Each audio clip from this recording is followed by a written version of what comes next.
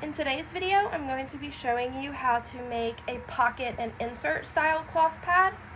We will be going over how to sew and construct the pocket by hand, as well as how to make the insert by hand. In each section, I will give you several options that you have for constructing these. I think that these pads are brilliant in that they are so customizable. You can make as many inserts as you want and tailor your pad to whatever it is that you need that day. They're also really great for washing and drying if you're someone who has limited access to wash facilities and maybe you're washing by hand. These are fantastic because you can break them down into their individual parts and wash them, and they will dry quicker than an all-in-one pad, especially if you are someone who needs thicker, heavier pads. You would be able to use 2 or 3 or 4 or more inserts and bulk up that specific pad and then break it all down and wash it, and you're not having to wash and dry a really thick pad that may not go through the dryer and dry all at once or air dry very efficiently. Also fantastic in an emergency situation where you would be able to fold up something such as a washcloth and put it in with your inserts and get a little bit extra absorbency. For even faster drying, you could combine the core with the tri-fold pad tutorial that I have up and make a tri-fold core that you would be able to unfold and dry that way and just make more of a square pad.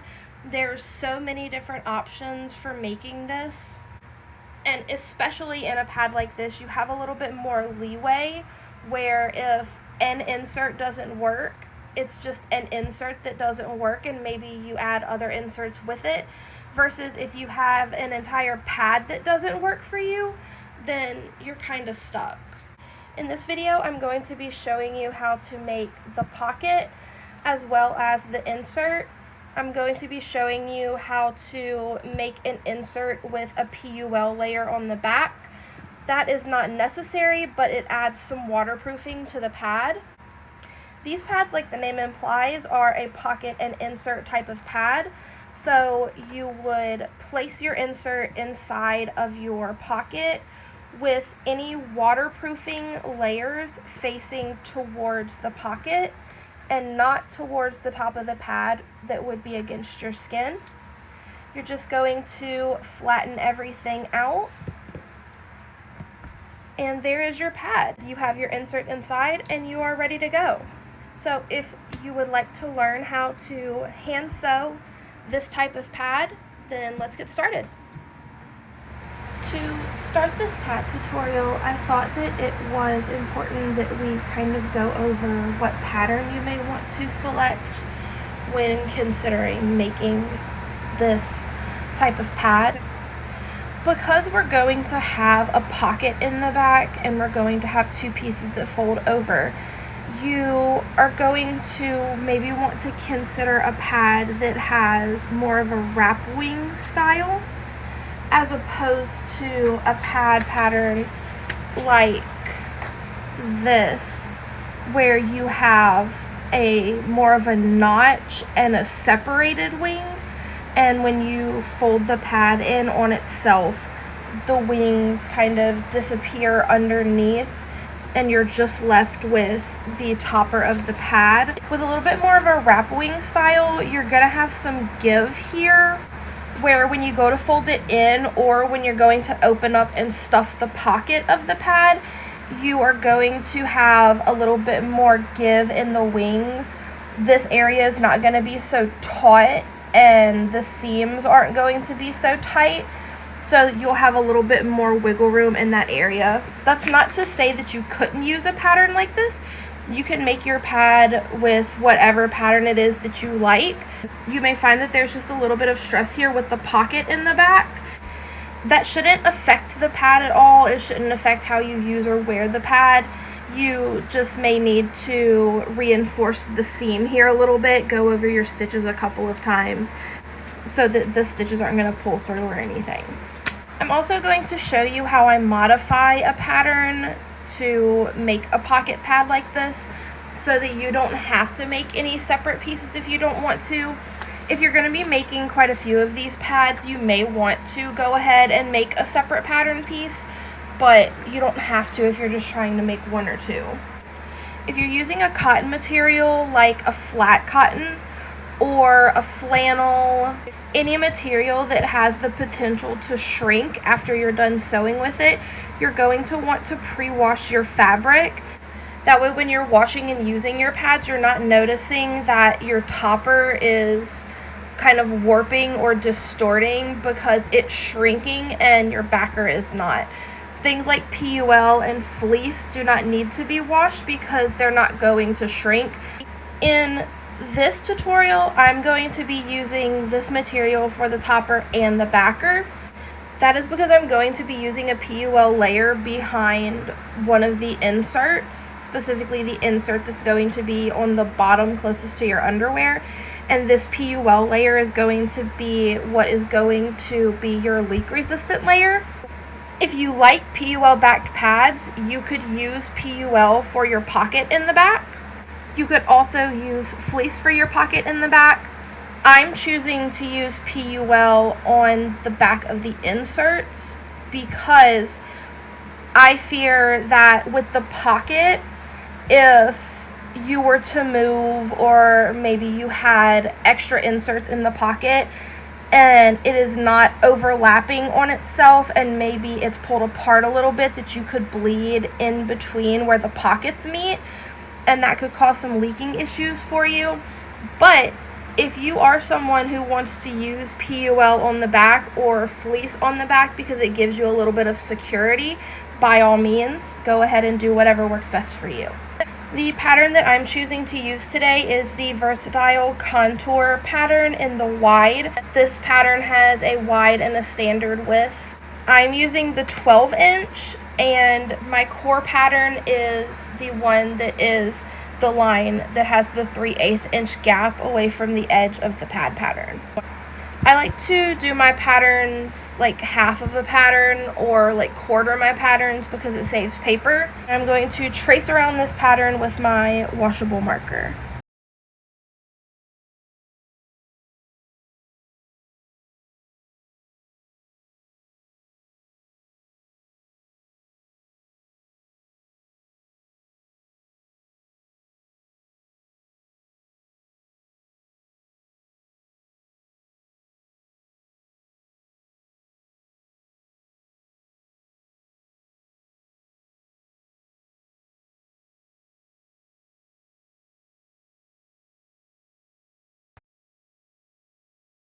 This is going to be the front of our pad. I'm going to cut around the edge of the pattern about an inch or so away from the edge. If you like more seam allowance, cut with a little bit more. If you like a shorter seam allowance, you can cut a little bit less.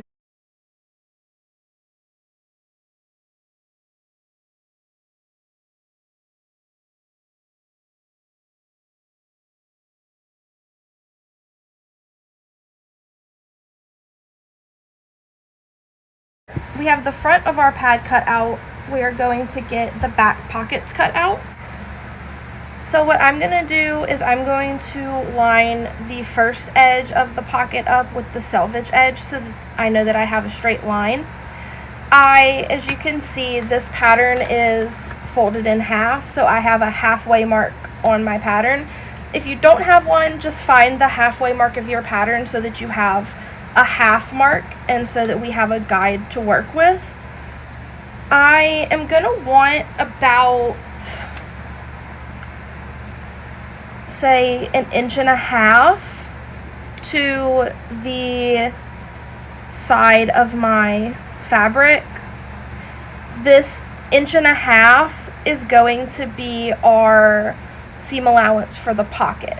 I realized when I was sewing this that you don't really need to trace the lines for this part of the pattern.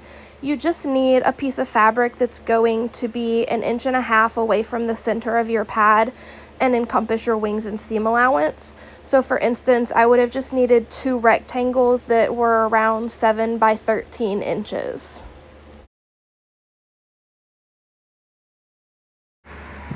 this is the front of our pad. This is going to be one of the pockets. We're going to cut the other pocket now. I'm going to put the right side of the fabric to the right side of the other piece of fabric so that we have right sides together.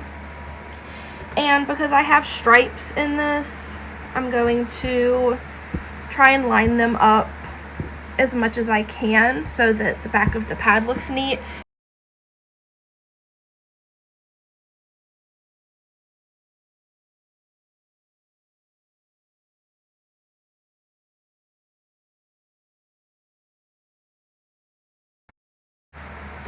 We now have the front of our pad and both of our pockets cut out. We're going to work on cutting out our cores. There are countless different materials. This larger piece is bamboo terry. These are flannel. I believe that this was part of a receiving blanket. This was just off of a bolt at the fabric store. You can use microfiber. You can repurpose the inserts to any cloth diapers that you have laying around. If you have a preference, grab that, and we are going to get our cores cut out.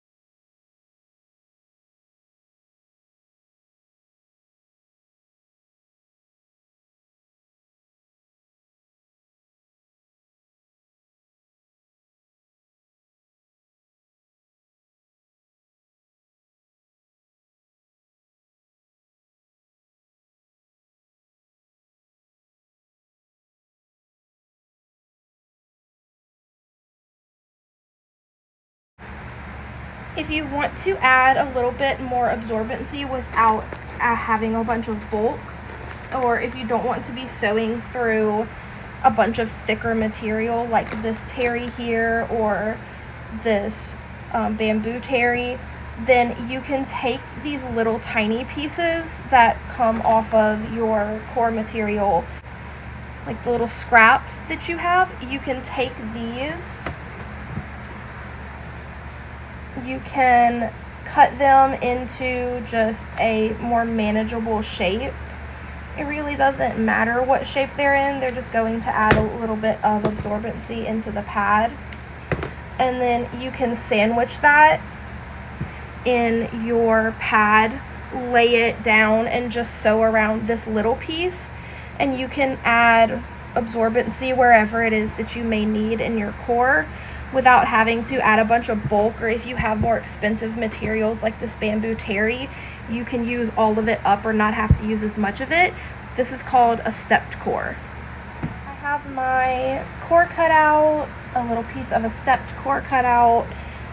The beauty about these pocket pads is that you can make your pads as thick or as thin as you want, as thick or as thin as you need, because you can take your inserts and layer them up to accommodate whatever it is. So if you're somebody who, if you have a little bit of a lighter flow, you might want to do cores with just 2 layers of flannel. If you are someone who has a heavier period, you can do a couple of layers of bamboo terry or bamboo fleece and layer your inserts together and make whatever absorbency it is that you need. In this core, I have 3 layers of flannel. There's 2 pieces of orange and a piece of yellow. I have this little bamboo terry stepped core. Now we're going to take our PUL layer. You can also use fleece for this if you have fleece on hand. I just have some PUL. I had this little strip, so I thought I would use it. With PUL, you have 2 separate sides of the fabric. This side, the what is going to be on either the back of your pads or what is going to be on the back of your inserts, is kind of like a knit fabric in the way that it appears. It's very much different from the back, which is a smooth, shiny, plasticky kind of layer. PUL stands for polyurethane laminate. So the fabric essentially is laminated with polyurethane, and that is what this layer is. This is the material that they make cloth diapers out of, so PUL is body safe, whereas something like a shower curtain or a waterproof bed mat or something like that is not meant to be right up on top of the skin and may not be body safe. PUL is.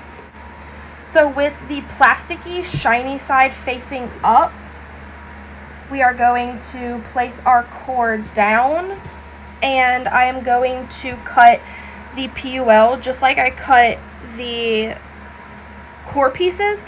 I'm going to cut it directly on the line.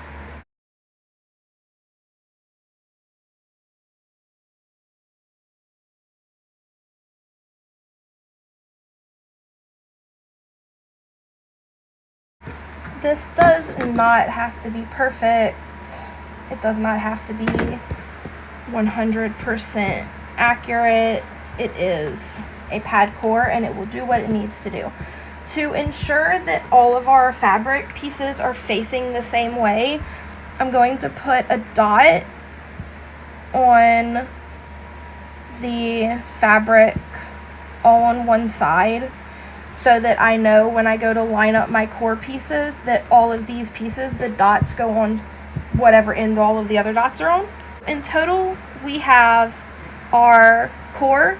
In this case, it's 3 pieces of flannel, a stepped core of a piece of bamboo terry, and our PUL piece that we cut out.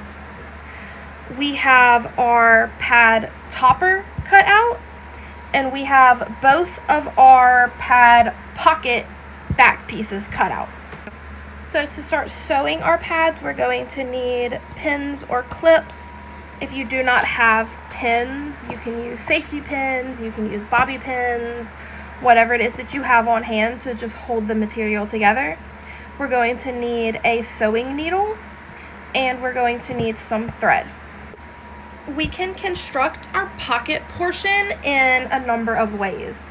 If you are wanting to do a serged type of style, then you would take your fabric, put all of your wrong sides together, and you would sew around with a blanket stitch. I'm going to show you how to do a blanket stitch when we put our core together. I, however, am going to be doing a turned and top stitch kind of style. And in order to do that, that means we are going to be sewing our right sides together, sewing around, flipping it out.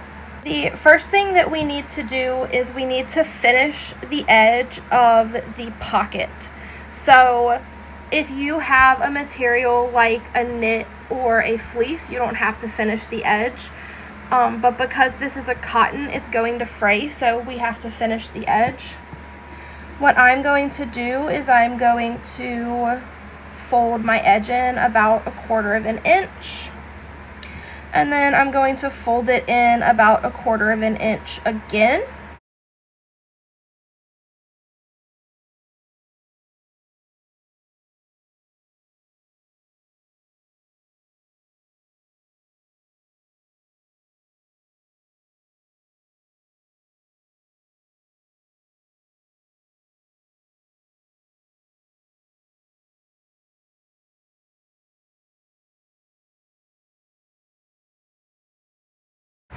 Do the same thing to both of your pieces of your pocket.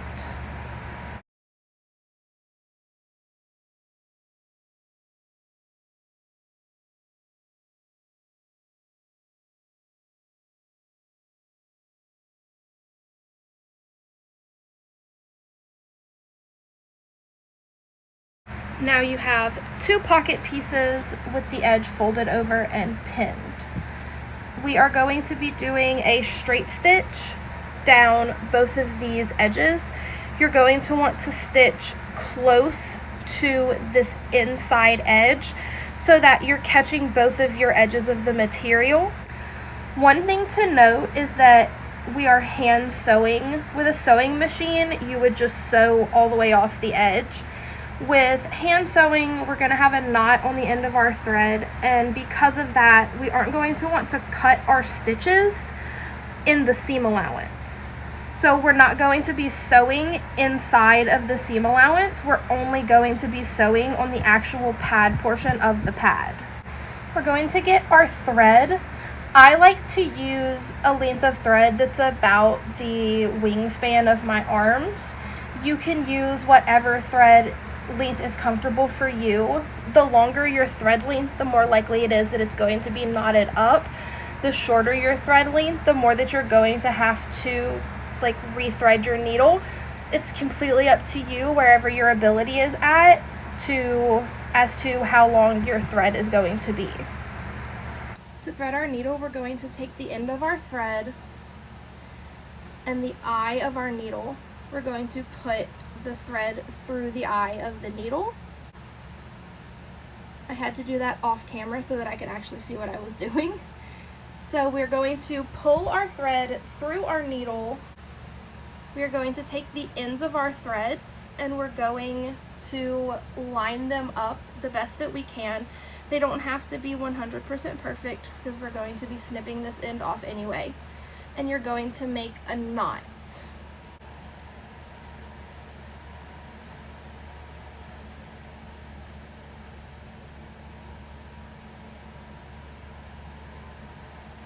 You're going to want to knot your thread a couple of times to make sure that you have a pretty substantial knot in your thread that won't pull through when you are sewing. So I knotted my thread 3 times. I'm going to snip the end of my thread relatively close to the knot, but not 100% up on top of the knot. To sew this, I'm going to be working from the right side of our fabric. You can work from whichever side you are the most comfortable with. I just know that I want the stitches on the right side of my fabric to be nice and neat. I can see the line where my marker is through this fabric, and I'm going to be using that to know where to start. If you can't see, put a pin there or give yourself something so that you know where the edge of your pad is. We are going to take our needle and we are going to go from the back to the front with our needle, and we're going to go pretty close to the edge. You can go as close as you are comfortable with. If you're not comfortable sewing very close to the edge, then you can go down the middle. Just make sure that you're catching both edges of your fabric. We're going to put our needle going from the inside of our fabric to the right side or the outside of our fabric, and we're going to pull the needle through. We now have the knot on the inside of our fabric and the thread coming through.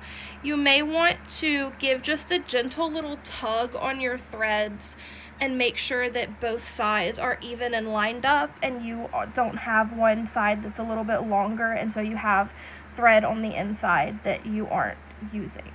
From our last stitch, we're going to go about the length of a grain of rice away from it. We're going to insert our needle from our right side to our inside, and we're going to pull our needle through. And now you have a stitch. We're going to take our needle and we're going to go about the length of a grain of rice away from our last stitch. So this was the first hole that we made, that's the second hole. We're going about the length of a grain of rice away from the first hole that we made.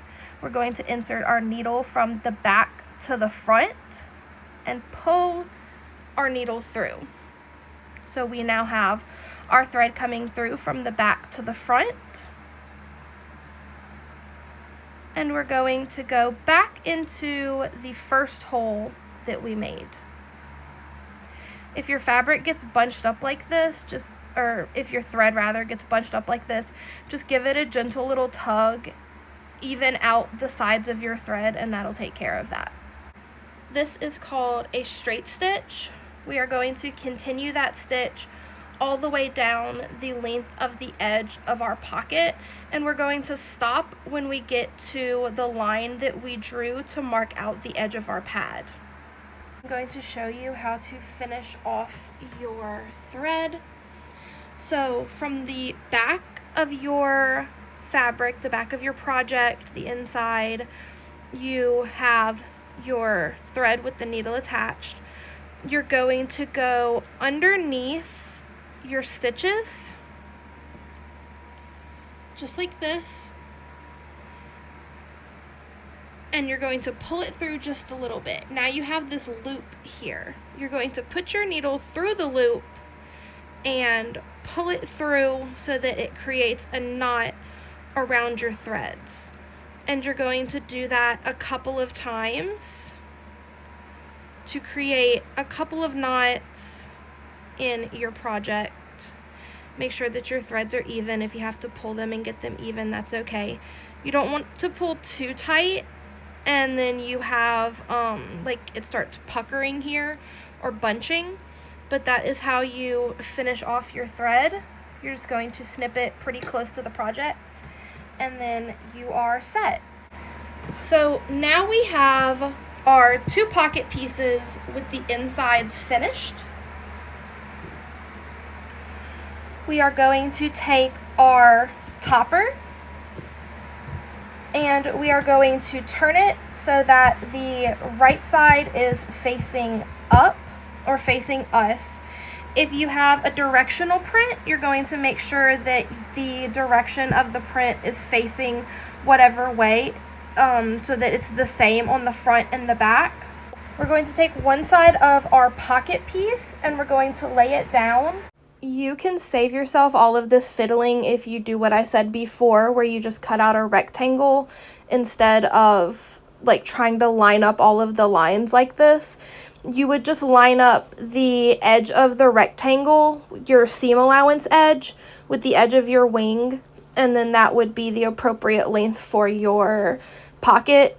Because this was really tedious, and as I was doing it, I was realizing that there's really no point in doing all of this. You just want to make sure that the inside pocket is about an inch away from the center of your pad. So the portion that you sewed, the edge that you finished is about an inch away from the center of your topper, and you'll be fine. You don't have to do all this.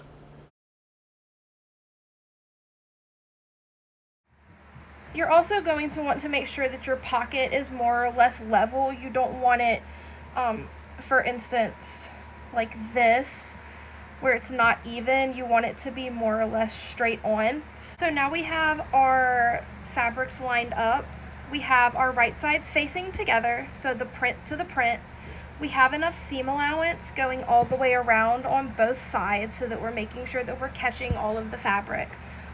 Our pockets are more or less lined up and straight. Again, nothing has to be absolutely positively perfect, as long as you're being mindful of the fact that you have enough seam allowance and that your pockets are lined up. I don't know if you can tell on camera, but this is the inside seam of the pocket on the bottom. This is the inside seam of the pocket on the top. So the pockets overlap about just a little over 2 inches. I am going to place a couple of pins on the part where the pockets overlap because we're going to be sewing from the other side, and I don't want for all of this to get messed up when we flip it over. So now we're going to flip our project over, and we have the topper facing up and our pockets facing down, and we are going to pin all the way around the seam allowance with our pins. If you had clips or bobby pins or anything that is going to hold your fabric together, go ahead and use it. If you were doing a traditional like turned in top stitch pad where you either have a core sewn onto the topper, or you have a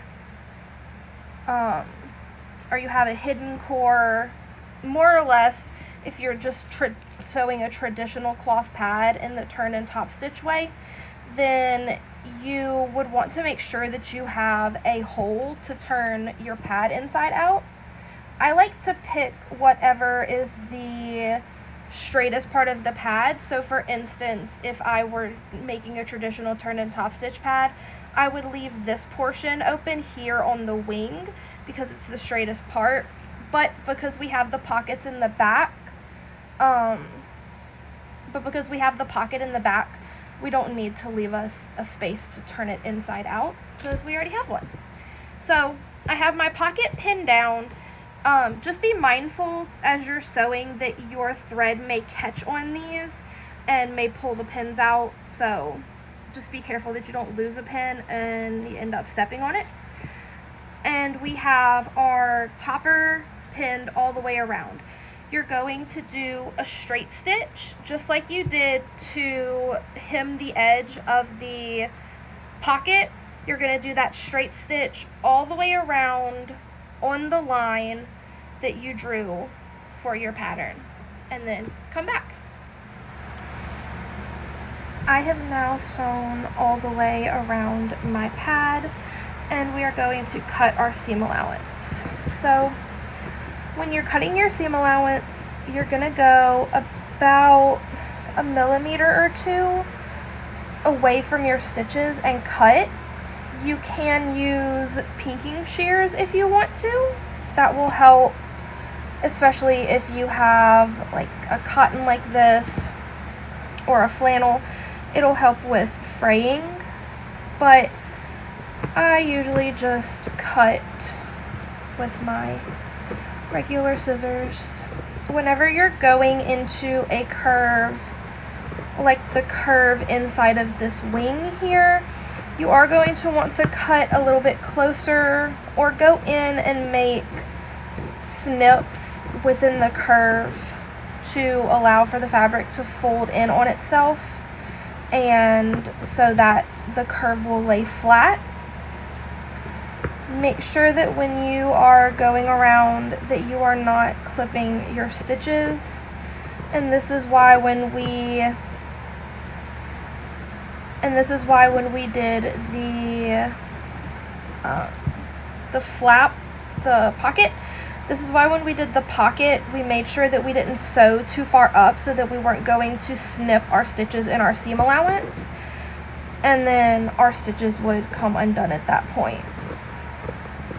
Again, if you're turning and top stitching a pad, you would not cut this close around your turning hole so that you would have space to be able to tuck it in and sew over it.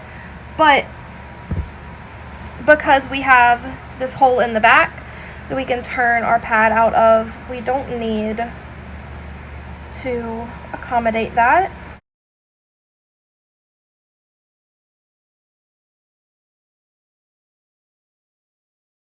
Pad turned inside out, you're either going to take your scissors, or if you buy like polyfill, it'll come with a little wooden skewer, the end of a pencil, something, and we're going to go around and press our seams out. Make sure that if you are using scissors that you're holding the scissors up here and not down here where they could come open and snip a hole in your fabric.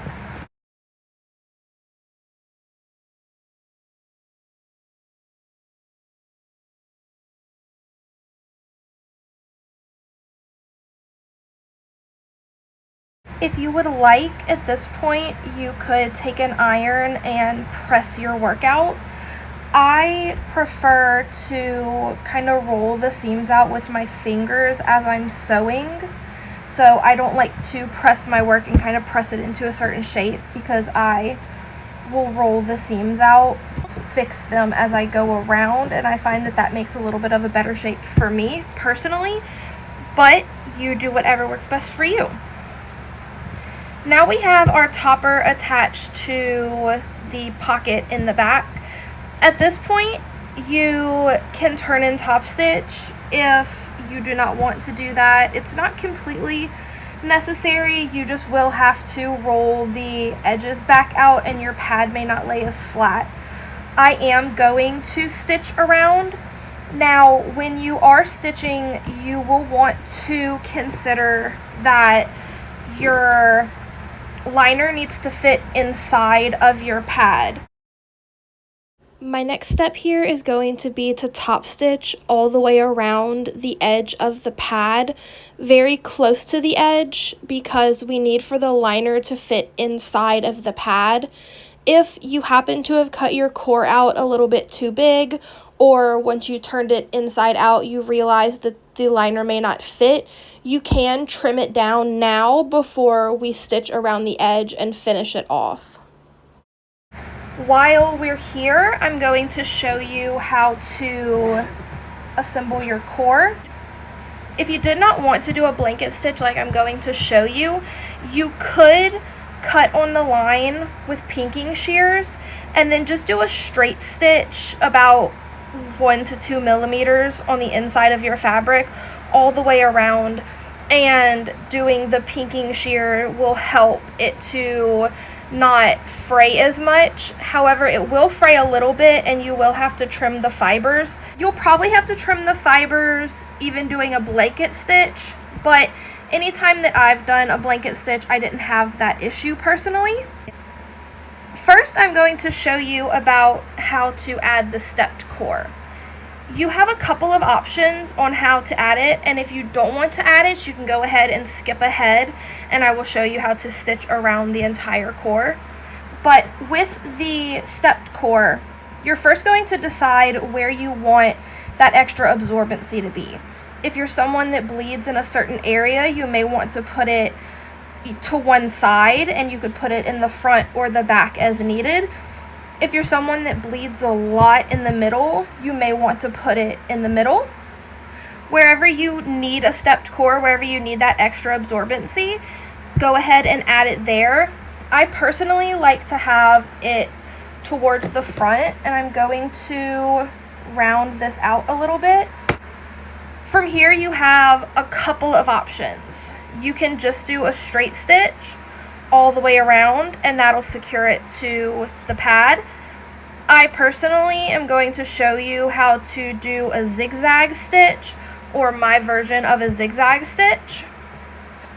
From there, when you go to assemble your core, you can assemble it with the stepped core being exposed, or you can put the exposed core down and sandwich it in between your other layers and assemble your pad in that manner.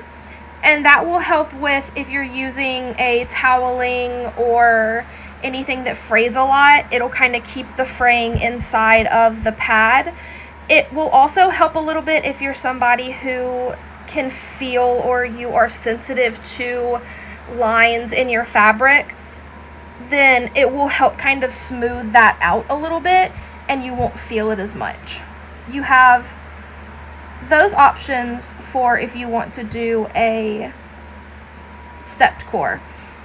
Because this is going to be an insert that's going to be going in and out of the pocket, I am going to be sandwiching it in between the layers of flannel that I'm using. I'm going to set the third aside, and I am going to make sure that my fabric is lined up very nicely, because once you start sewing this, you can't move it. And I'm going to place my stepped core wherever it is that I want my stepped core, and I'm going to pin this down.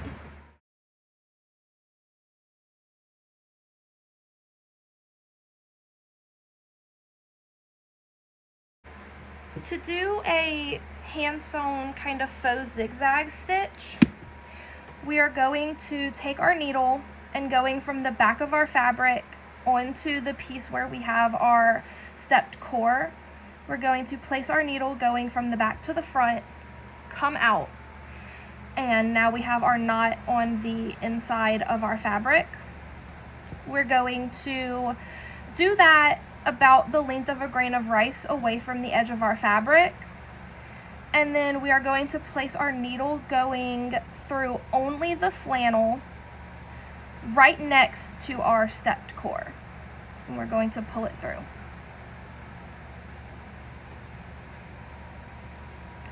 We now have a stitch going across the fabric from the stepped core piece onto just the flannel piece. Now we're going to take our needle and going from the back to the front, we are going to place our needle again about the length of a grain of rice away from the previous stitch that we did, going through both pieces of flannel and our stepped core. We're going to pull our thread up. We're going to insert our needle into the same stitch that we made from our first leg, but going through just the flannel again. Now we have what is sort of a arrow or a zigzag or whatever you'd like to call it, two legs of that stitch going through the exposed core and the flannel, and they are meeting where only the edge of the exposed core is, going through both of the layers of flannel. To make the next two cluster of stitches, we're going to go about the length of a grain of rice away from the stitch that we made in the two flannel pieces. We're going to go from the back to the front of our fabric, pulling our thread through. Then we're going to insert into the leg of the last stitch that we did, going through the two layers of flannel and the exposed core piece.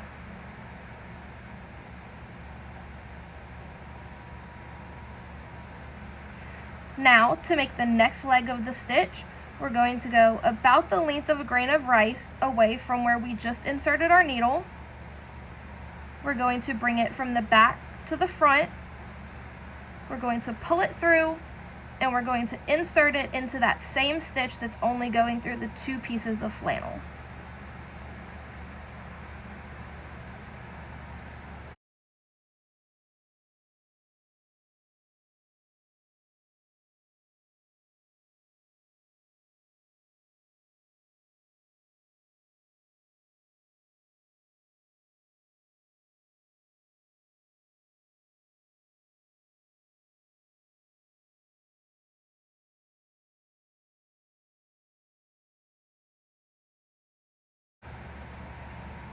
This is how our stitch currently looks. It's sort of like a serged edge. This will help to flatten down the edge of your exposed core piece, and so it will make it a little less noticeable when it's sandwiched in the middle. It'll kind of smooth the transition from the exposed core piece onto your other part of the core. But I like it a lot because it's a really easy way to add some absorbency to use up little scraps, especially of more expensive fabric. We are going to go all the way around our stepped core piece, and then we will come back and we will assemble the rest of our core.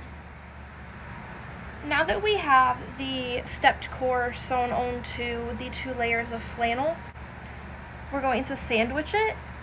You don't have to sandwich it, you can just lay this on top and sew your pad, but because of the nature of the pad that we are making, I would like mine to be sandwiched, so I'm going to flip it over so that the stepped core is facing the layer of flannel on the bottom.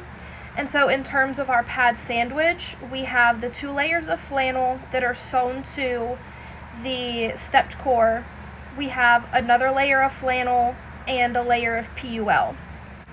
If you're making different inserts, you're going to want to make sure that the insert that has the PUL layer is always the insert on the bottom of the pile. Any other inserts that you put in, you're going to want to put on top of the insert containing your waterproof or water resistant layer. I'm going to line these up to the best of my ability. You want them to be as neat as you can get them, but like everything else, it does not have to be 100% perfect, and you don't have to worry about it if it is not. In order to hold this together, you can use any number of things. A lot of people hold the opinion that you want to pin PUL as little as possible. I am someone who also holds that opinion, but I don't think that it is as serious as some people make it out to be. You're not going to be gushing blood out of any pinholes that you leave in your PUL. But on something like this, where it's going to be sewn directly to the core, I do want to minimize as many pins as I'm putting in this. I will be using sewing clips. If you don't have sewing clips available to you, you can use bobby pins, you can use chip clips, you can use paper clips, anything that you have that you would be able to clip the pad together. You can use little barrettes, anything that you have available to you. You just need to be able to hold the fabric together.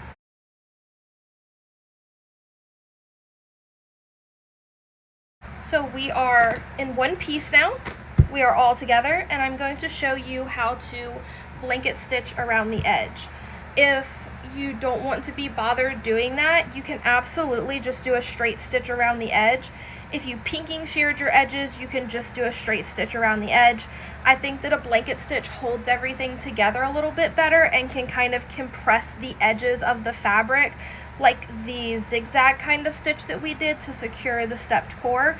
But it's completely your preference as to what you want to do, or what your abilities are, or what you have time for. To do a blanket stitch, we are going to bring our threaded needle from the back, in this case from the PUL layer, through all of our layers of fabric, up through, so that we have the knot on the PUL side and our thread coming up into the flannel. We're going to take our needle, bring it around the back again, and for the first stitch we want to go kind of close to the place where our needle came out. We're going to put it in, bring it down, shorten your loop so that it's a little bit more manageable and less likely to get knotted up on you, and we're going to bring our needle back through that loop and secure that first stitch. Now we're going to go from the back PUL layer, again about the length of a grain of rice away from our last stitch, going through all of our layers of fabric. We're going to pull it up, shorten our knot, or shorten our loop rather, so that it's smaller and less likely to get knotted on us, and we're going to bring our needle through that loop and then pull our thread until it's tightened down. And you're going to continue to do that all the way around your insert until you have reached back to where you began.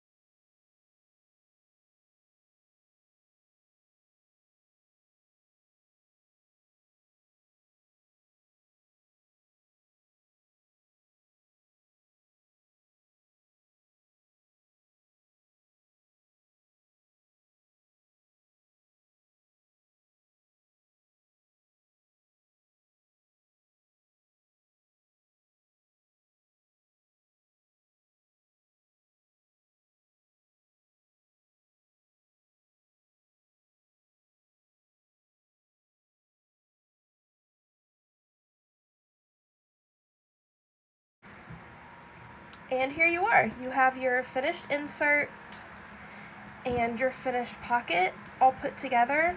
I did put some cam snaps on mine because I have that on hand.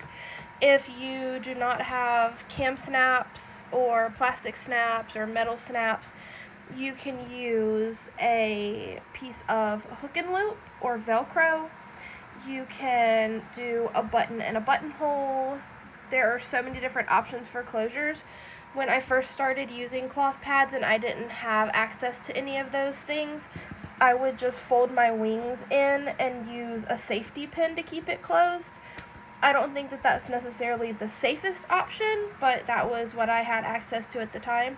So you absolutely don't have to use snaps if you don't want to. I have like 1,000 of them, so I use snaps in mine. I hope this video was helpful. I hope that I covered everything that needed to be covered, but if there was anything that I missed out, or if you have any questions about anything, if you need further clarification, then by all means please ask me in the comments below. I try to be really quick with responding whenever I can, and I am more than happy to clarify or make another video clarifying if you need further help. Thank you so much for spending a little bit of time with me today, and I'll see you in the next one.